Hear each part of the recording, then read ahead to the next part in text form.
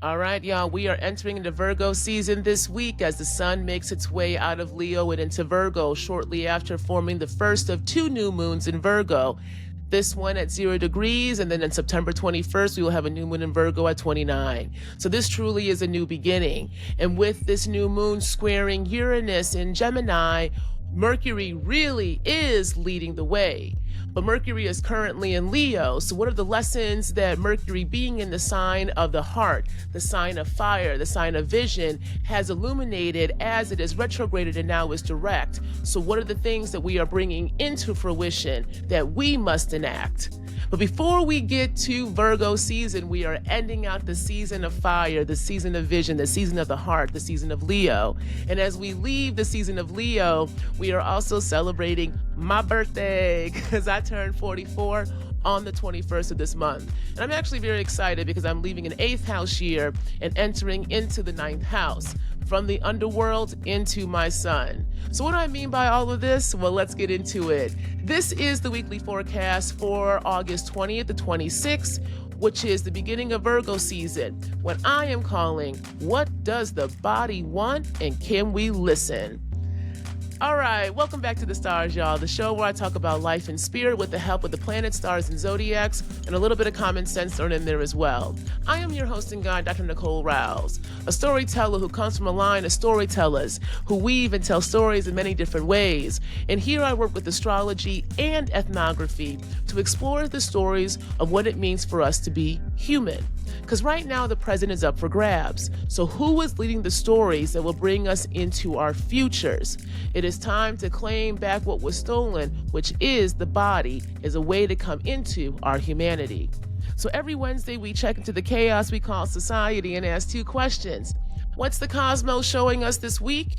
And what are we being called to move, create, burn, build, or reflect upon?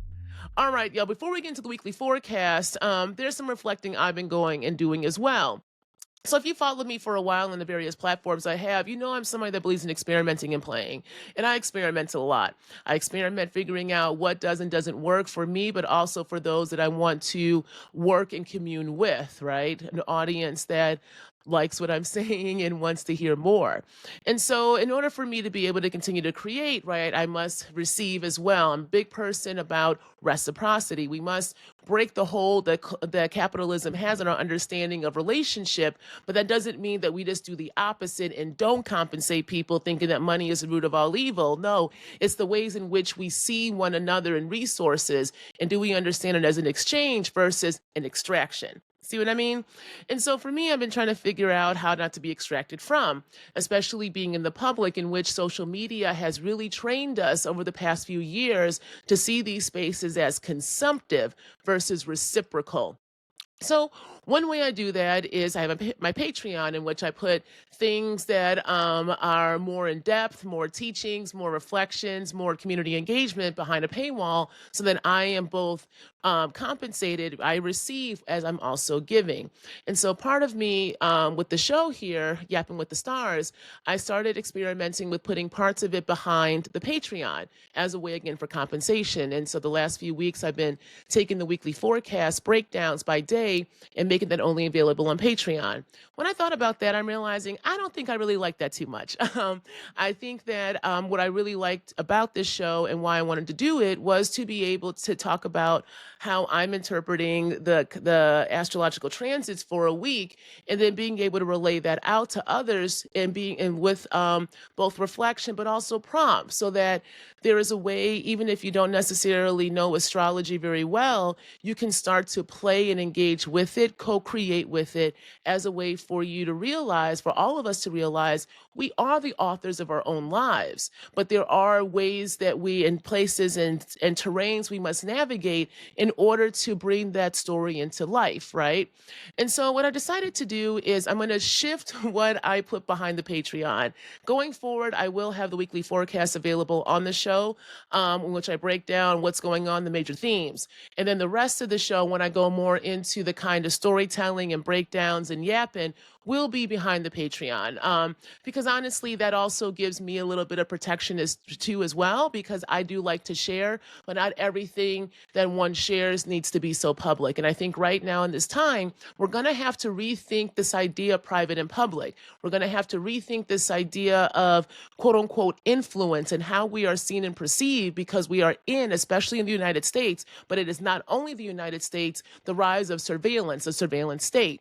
And that surveillance is real. And so we have to be nimble. We have to be able to pivot. We have to be able to shape shift so that we believe the structures we are in, therefore believing our oppressors and strategizing from there, not just reproducing what was because we're afraid of being quote unquote wrong.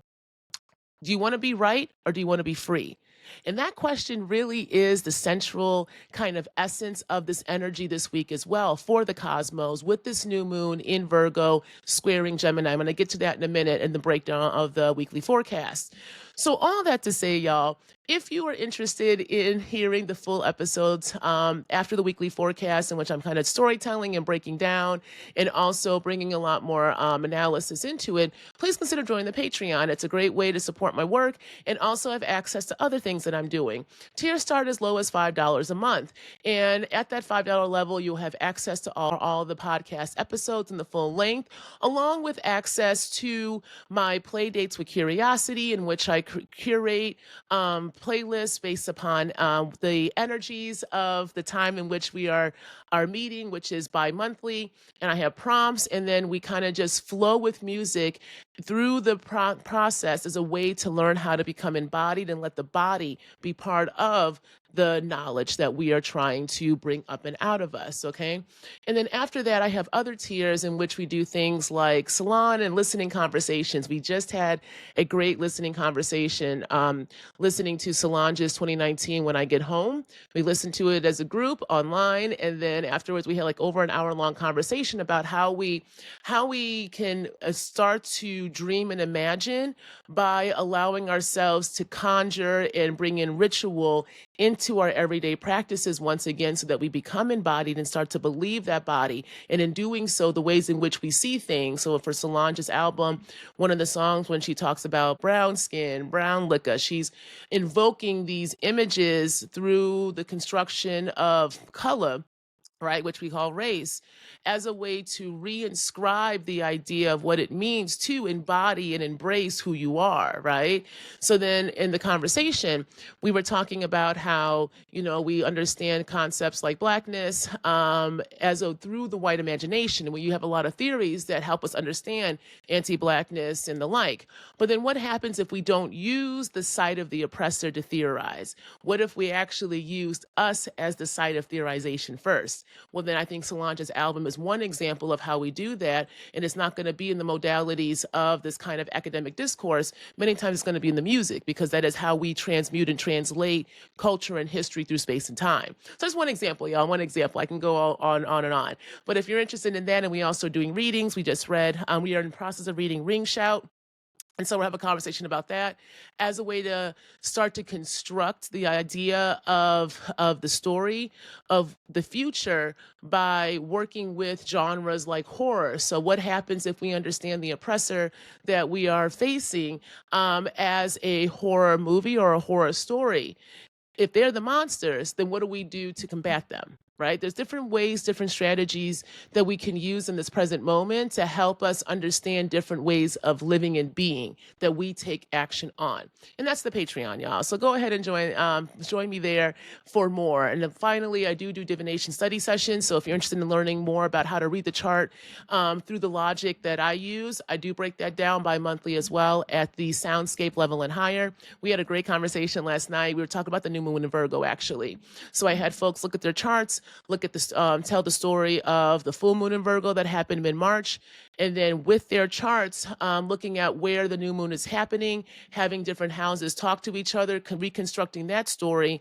And then in order to bring that in, we talked about rituals that people could do for themselves based upon their chart to really work with this energy of the new beginnings by being grounded in your body and letting that lead.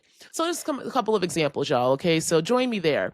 And finally, if you just want to show me some love, if what I have said has impacted you in a positive way, then let's pass the collection plate, y'all. I mean that. So, to celebrate my birthday, if you would like to show some love, birthday love, but also support for the work, please consider donating to the Nicole Riles Fund. So you can do so by Cash App and Venmo. My name is, for both platforms, is Dr. Nicole Riles, and I appreciate the offerings, okay? All right, y'all. So let's get into the weekly forecast this week.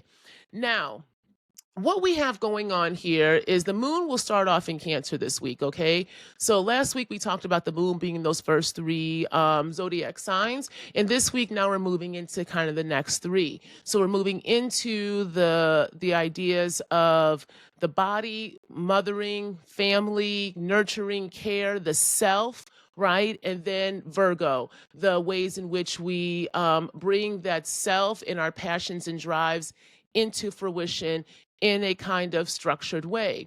But what structure looks like and how we engage with structured analysis is what is being shaken up, y'all. I want you to remember that this Virgo season, it is not going to feel like the Virgo season or the Virgo season that you may have been used to or that people like to talk about. And it's a time to be analytical and, organized and check your boxes. No, no, no, no, no. This Virgo season is going to ask us to reevaluate the ways in which we understand our logic by reevaluating our relationship to our body and what it is saying. It is time for a change. And that change starts with reassessing how we understand life around us by reassessing how we understand our bodies and what it is saying to us. On the 20th, we have the Sun in Leo in a trine with Chiron that is retrograde in Aries right now. And that is starting to form a square with Uranus and Gemini, okay? So right now on the 20th, we are having the Sun begin to square Uranus while also being in a conversation, a trine with Chiron in Aries that is also retrograde right now. Now, interestingly enough, I am currently in a Sun square Uranus transit myself personally because my Sun is at 28 degrees Leo. So I'm going to be in this transit for almost a year. It's almost a year long, maybe 9 months, 9 to 10 months long transit. And what this kind of energy is about changing your understanding of how you see yourself and then projecting that image outwardly, right? So in particular, because the Sun in Leo is in a conversation with Chiron in Aries, right? What does it look like to talk with your inner child and ask them what they need and want when it comes to concepts of fatherhood? So protection and care. What happens when we reassess the ways that we understand protection and care by understanding that we have to protect and care for ourselves, right? Do we go to war for ourselves? And by war, I mean, can we stand up for what it is that we need and want? And with the square to Uranus, what's going to happen, y'all? And I want you to really track this for a little bit for the next little bit as the Sun makes its way into the early degrees of Virgo. It's going to be in the square to Uranus for a little bit. Ask yourself what is kind of coming up and awakening that is a different way for you to engage with your understanding of your needs, wants, and desires. Okay? And I really do mean that. Uranus is asking us to shake things up because Uranus is saying that freedom is needed. So what does freedom look like? What do you need to free yourself from when it comes to the stories you tell about who you are, right? And how who you are then impacts the ways that you express your light out in the world. This is about learning how to own your light, own your energy, own the ways in which you have to be the authority of your life. Okay? And I'm saying that because Neptune and Saturn are still in Aries retrograde. Now, they're at the very early degree. This is happening. This conversation is with Chiron. Chiron's at a very much late degree in Aries. So we're being buttressed in the Aries house right now between Saturn and Neptune at a 1 degree retrograde, about to go back into Pisces, really saying, okay, y'all, we done brought up the constructs of authority that we have bought into in society and the stories that we have associated with why we give give our authority up to those power structures and those certain figures. Well, now we are seeing the retrograde, we are having to review all of that, right? So there is a review in which we have to ask ourselves, whose head is leading us? Whose sight is leading us by the construction of the stories, Neptune, but also the spirit? Neptune rules spirituality. We are having to review the things that we have put our faith into. So the other side of Aries with Chiron is saying, because there has been a deep wounding of the self. When we give the self up, when we don't own our own heads, when the ways that our bodies have been marked and that mark has then kept us confined. This is what I talk about identities all the time, right? And the scripts of identities. Identity is breaking. And I talked about this about 2 months ago with Neptune, no, maybe 3 months ago, with Neptune really starting to make its way into Aries for the first time, right? We're gonna have to reevaluate who we see as a savior, who we see as authority, and it has to be you. But do you trust you, baby? Do you trust you? This is what Virgo season is really going to be bringing out, y'all, okay? It really is. But Leo is in the conversation with Virgo. You cannot escape your light. You can't. You can't escape your heart. You can't. It's what pumps the blood that keeps the vessel of the body going. If we don't have breath and if we don't have heart, right? If we don't have air, then we don't have life. So you must be and bring that fire back into your life so that it ignites, it brings the electricity in so that you then move that body into action. Okay? That's going to be really important, y'all. You got to get out of the head and into the body. Now, on the 21st, it's my birthday. I'm going to keep saying it. And this is also the day that Mercury and the moon will come into contact in the sign of Leo, okay? And then at the same time, and Jupiter in Cancer will be trining Lilith in Scorpio. So Mercury is being loud right now. I want you to remember something. This is Leo season comes to an end with some feelings, all right? Especially around having your wants and desires met and what it means in terms of honoring your sense of self. Lilith's in this conversation. So Jupiter expanding Lilith in the sign of the deep waters is expanding essentially your primal nature, y'all. The depths of your soul, the things that you may be running from because society told you it is too taboo, it is too much, you are too much. I'm telling you right now, maybe you are not too much. Maybe you need to do more. Maybe you need to do more. I wrote this poem that we ended up turning into a song called The Wild. And in it, I say it's time to get wild. Feet on the floor, head held high. Feel that sweat down your back, releasing in the church of house music. That's part of the song, right? And I did it that way with Forrest because there is a way that we have to understand, right now, that becoming wild is necessary. You must embody the wild within you. You must bring that primordial and quote unquote primitive nature out of you, because who defined it as primitive? Who defined it as primitive? What are the concepts and definitions you are using to define the words that are then either expanding or limiting your ability to be fully human by taking up space in your body? Lilith in Scorpio, for the year that she is going to be in that sign, is telling us that you have got to go deep into you and face your own taboos, face your own pain, face your own death, so that you can then figure out what life is. And that life is going to look real different. You're going to have to also face your anger. You're going to have to face the things that have been suppressed within you, especially if you are a woman or a femme or embody those kind of energies that we have been taught by society must be made docile, somehow do not benefit the whole, because we must be rational. We must be, dominant. We must be with lack of emotions. What has a lack of emotional engagement and being in the body gotten us as a society? What has seeing leaders and leadership through the perspective and lens of a so-called rational logic that then says you must be devoid of your own personal nature via your emotions? What has that gotten us? Has that gotten us freedom? Has that gotten us freedom? And what does it even mean to be free when we have been shown freedom as another form of consumption, as that we have to consume our freedom. You can get free by getting this or buying that, or no, what does it mean for us to be free outside of the vision and lens and logic that has constructed the boundaries of this kind of subjugation? Because on the 22nd, the sun moves into Virgo, y'all. All right. And it's truly a new beginning via the body, because we also have the South Node in Virgo being there. All right. So, like I said earlier, this Virgo season is being led by Mercury. Now, of course, Virgo is led by Mercury, but also because on the 23rd, we get this new moon in Virgo. So, I'm going to combine the 22nd and 23rd together, y'all. The 22nd, the sun moves into Virgo. Then the next day, the 23rd, the moon meets and we get this new moon at 0 degrees.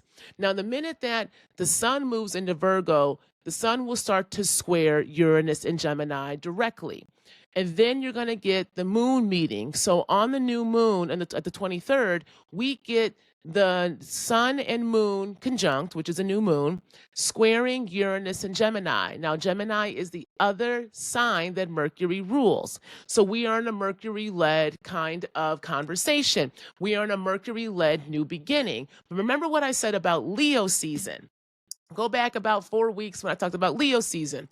Leo season was also led by Mercury because of what Mercury was doing. Mercury was in the sign of Leo, and that sun, but also that new moon was in a conversation with Virgo and Gemini. So there's a way that we're having to double down in our understandings, right, of communication and of logics, and of what those logics look like. And if you follow me, you know I talk a lot about Mercury and its two sides. It is both air, Gemini, the mind, but it is also the body. It is also the body. It is also the body. I'm going to keep talking about this, y'all, because your body should be talking to you right now. The South Node's been in Virgo since what? January, and you'll be there until next July. These are 18-month cycles for the nodes, okay? The South Node in Virgo, again, it's not about just releasing everything and forgetting it and, giving it up to move into the North Node. That doesn't make any sense. This is about a balance. Everything about life is supposed to be in some kind of duality, in some kind of balance.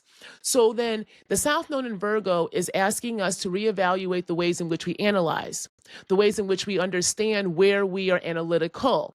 What are the lenses and the perspectives and the logics we are using to quote unquote be rational? And if part of that rationality that we are using as a logic denies us what the body is saying, well, then how rational and how logical is that?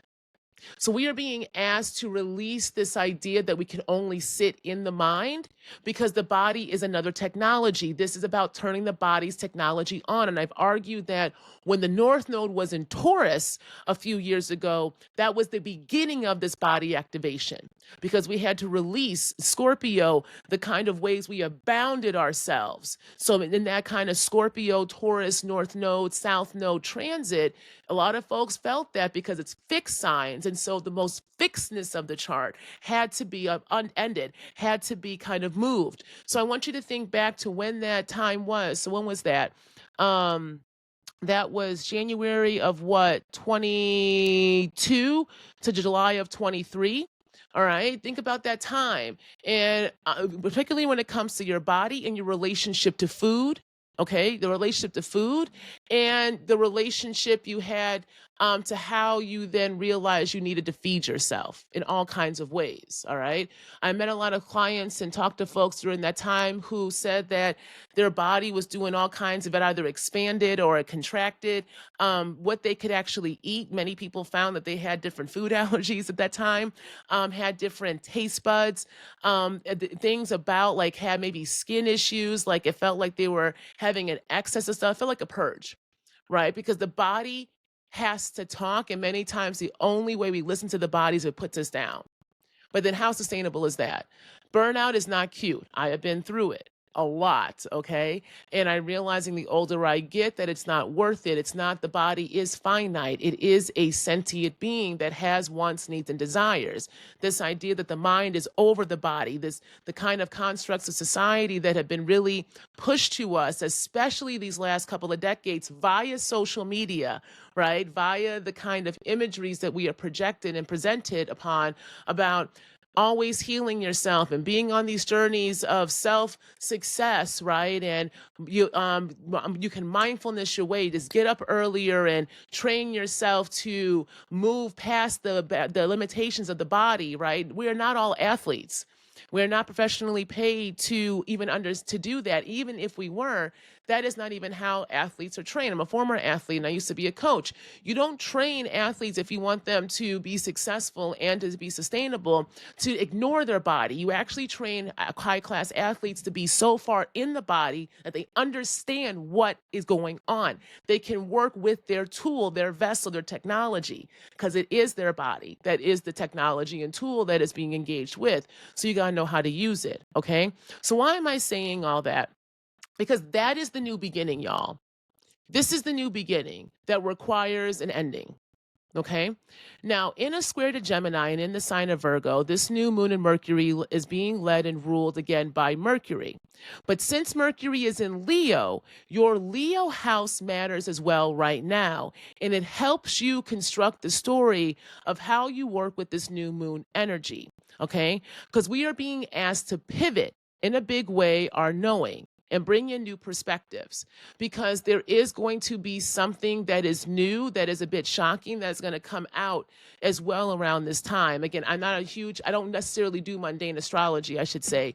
But if we're thinking about this in the context of society right now, right, and the kind of moving out of Leo into Virgo and that square to Gemini and Uranus, there is also a way that the public, the population, the structures of society, right, are now being questioned because they are not actually healing us. So the logic being used to justify these kind of new laws and new kind of policies are going to start to be challenged, because they're going to be challenged due to the fact that they are not actually meeting the needs of the people. Okay. So Mercury in Leo is saying we need courage. We have to still speak, right? And doesn't have to, doesn't matter if it's dramatic, be dramatic. Put it out there, put your visions out there, because we need new perspectives, right? We need new understandings of what it means, right, in real time to bring collectives together via healing.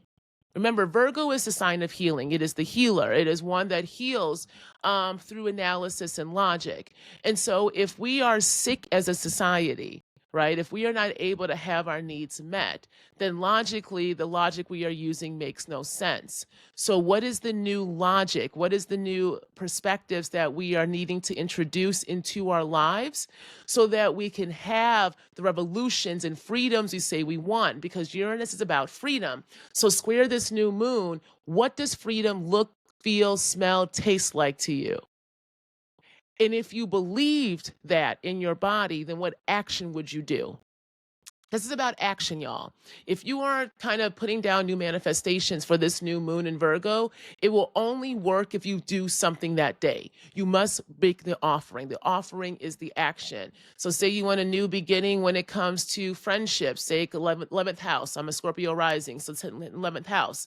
So if you want to have a new beginning in the kind of friendships and communities and societies and organizations you're a part of, because you also have new hopes and dreams, well, the offering that day needs to be you bringing folks together in some way and moving. Right. So what I'm doing that day actually is I asked some folks who I have met over the past few years who I want to get to know more and who I like and are friends currently. I'm having them gather together in Chicago. It's the House Music Fest downtown on the 23rd, saying, hey, I want to commune with y'all. Let's call this new moon energy in and dance, right? It's the physical embodiment of Virgo. Get in the body, ground in the body. And to me, house music is God's music. So what better way to elevate and get in, ground into the body is to get them BPMs up and get on down, right? So that's an example. We have to get more grounded, more fundamental, right? In the ways in which we engage with the elements as a way to activate the body. And so Virgo is the healer, y'all. Virgo is earth. And I'm going to talk about Virgo more in the second part of the show as I talk through how we have to then re-engage Virgo, because we are being asked to re-engage patriarchy.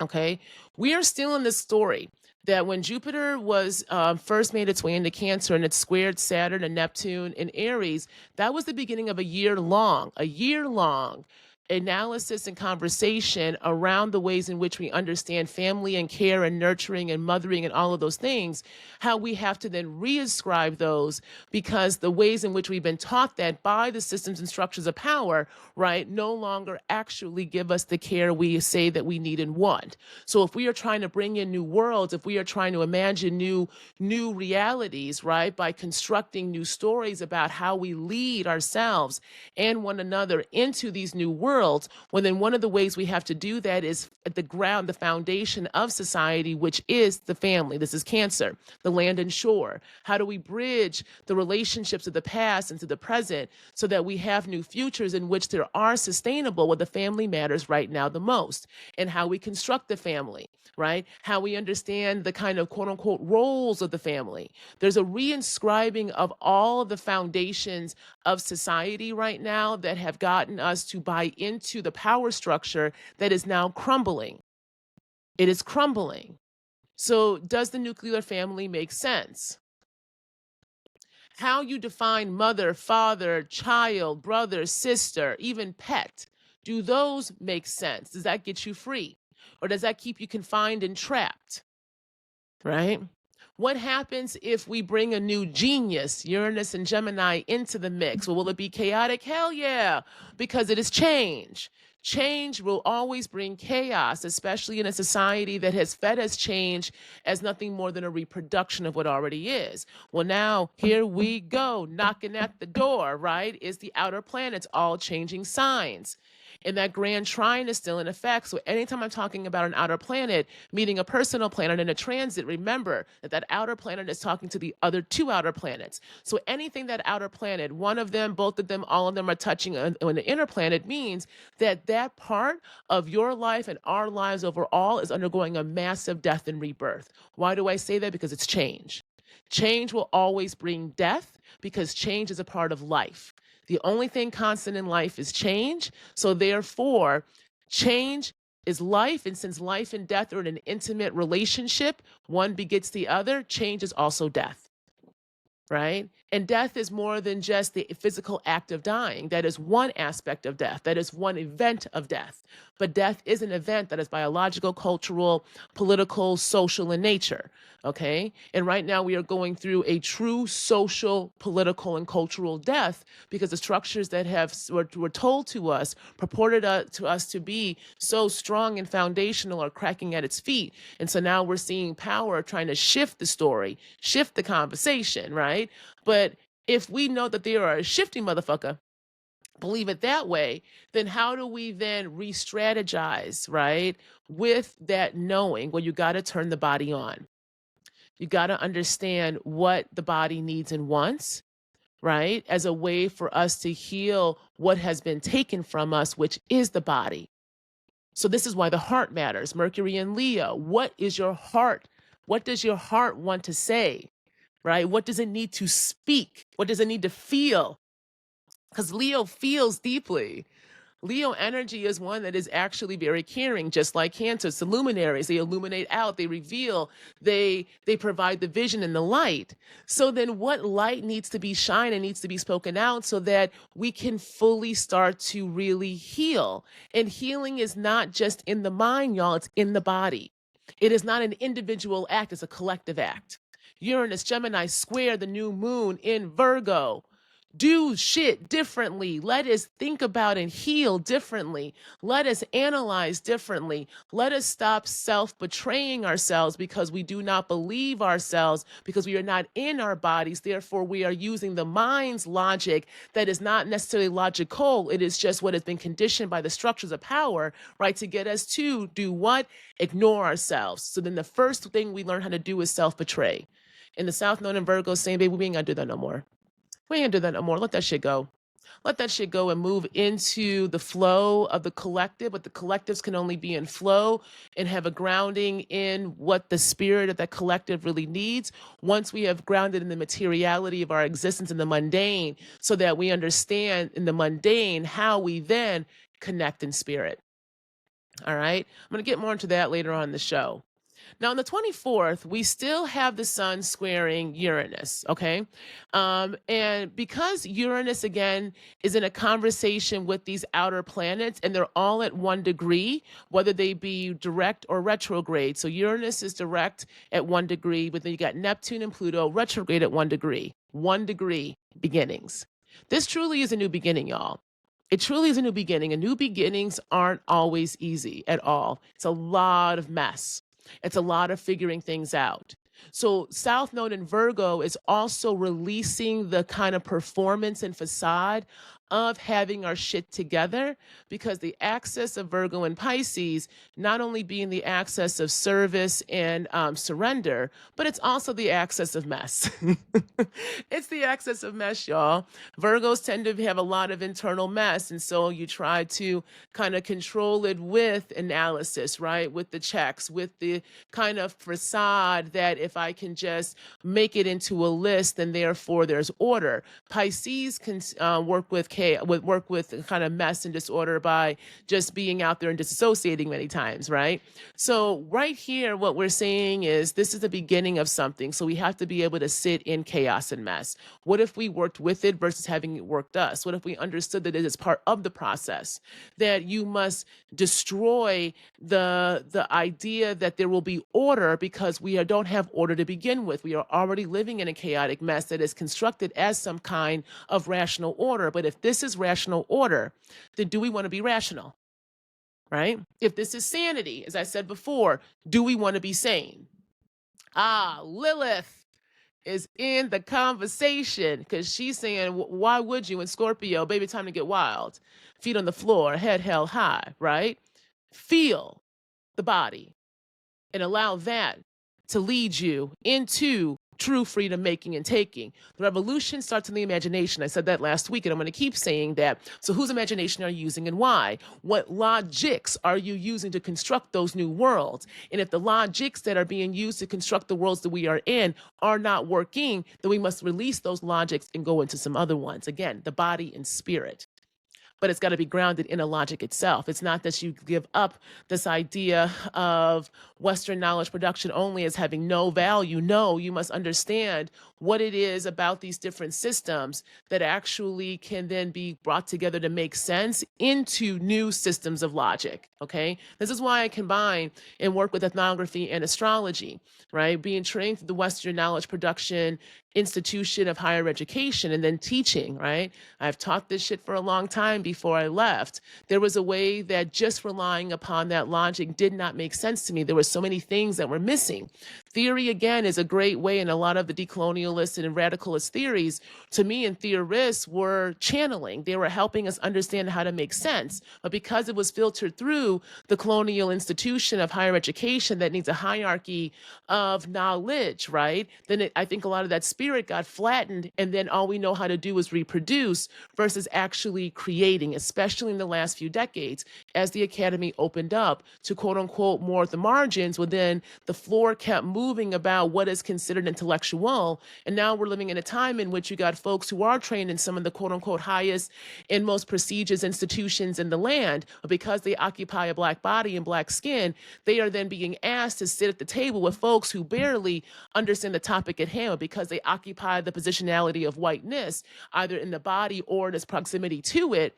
Then we are seeing the ways in which even the structure of the state itself, y'all, does not believe in its own knowledge systems. It keeps moving the floor.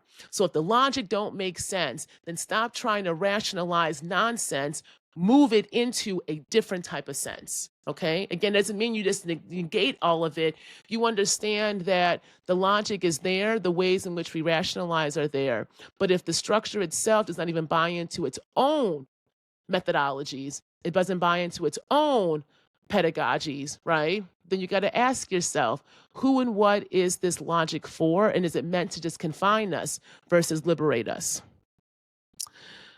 Now, on the 25th, Venus moves into Leo, where it will trine Saturn and Neptune in Aries, all right? So Venus in Leo, Leo energy is still strong here. The inner planets, right? The planet of communication and then the planet of justice and love and relationship are in the sign of fire, in the sign of heart, in the sign of the performer, who has to show, right, and tell as a way to bring vision and light to the rest of the space. Now, so this is really about standing in your power by moving with your heart. Ah, the heart again. What do you love? And what are you willing to go to battle for? And again, battle is not just a fight physically through blood, right? What are you going to battle for can also be about what are the things you refuse to do anymore because that is detrimental to your commitment to love and family, right? And relationship and justice. Venus just went through Cancer where it met Jupiter. Okay, that Jupiter Venus conjunction that everyone was like is going to be so amazing and so like about all of this luck. I said it the last two times. Yes, it's good energy, but you got to put it in context because Jupiter again was squaring Saturn off the bat, and anything that moves into Cancer will have to square Saturn for a little bit.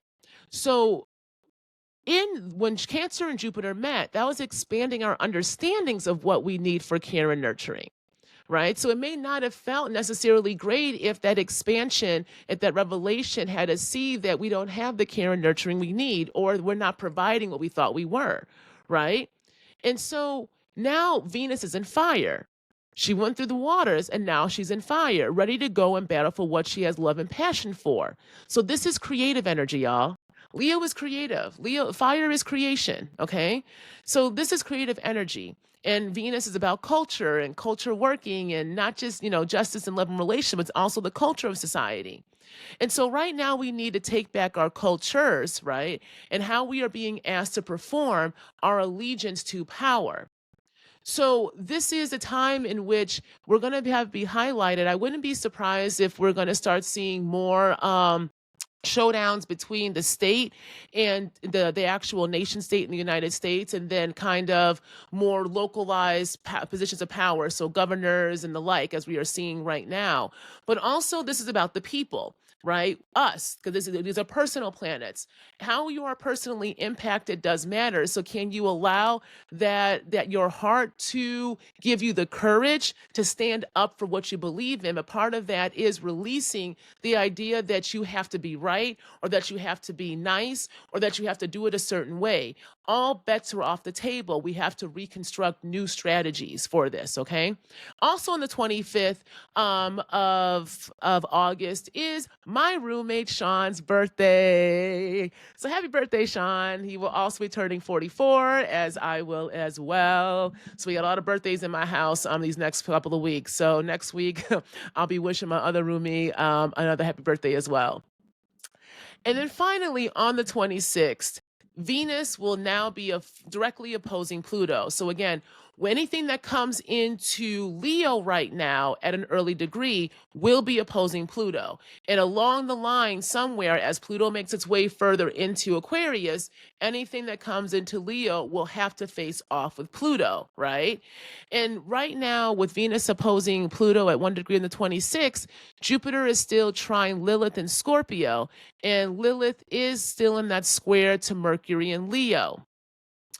So this truly is about resurrecting and unearthing, right? You, the primal you, the you that has already gone through the underworld or needs to go through the underworld, and in that underworld you find you.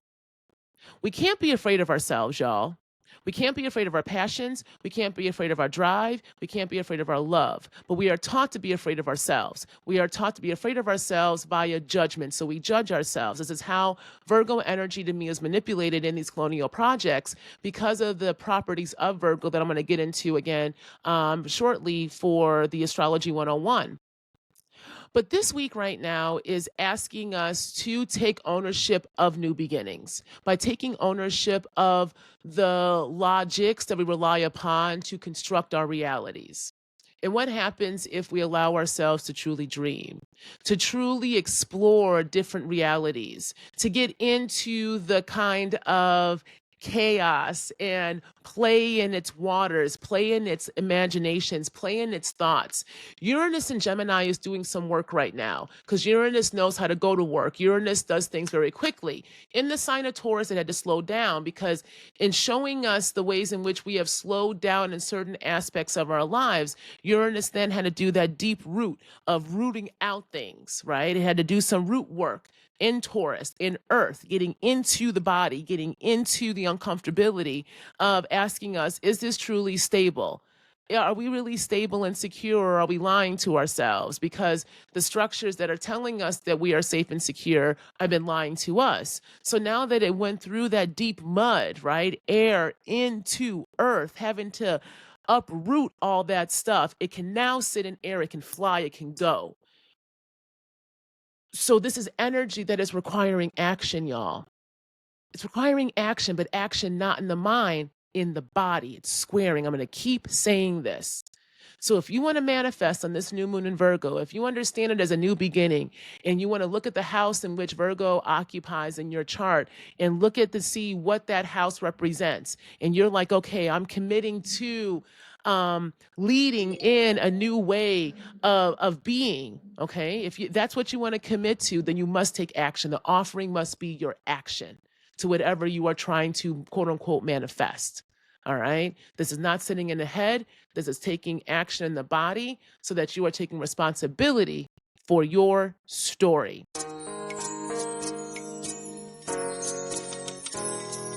Okay, next week we're going to go more further into Virgo season, y'all. We got some things changing signs, and we're starting eclipse season, y'all. September is a time of change as well. So this is just the beginning. All right, y'all, as always, keep dreaming, keep exploring, because it's through the dreamscape so we can bring the future, say we want to bring into the present. Till next time.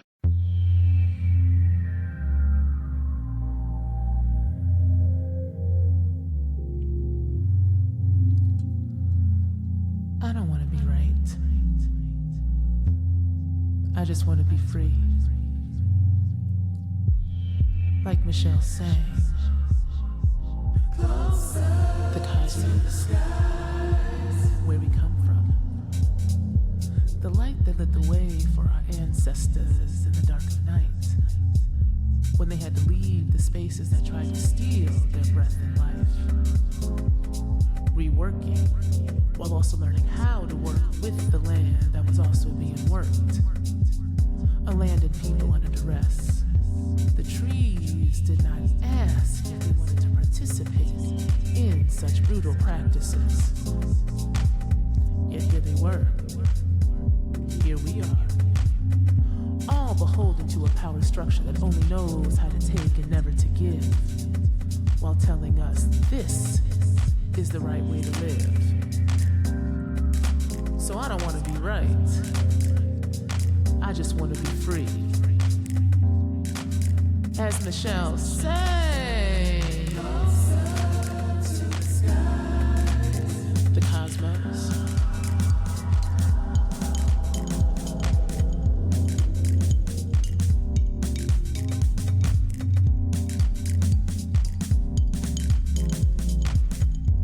The cosmos.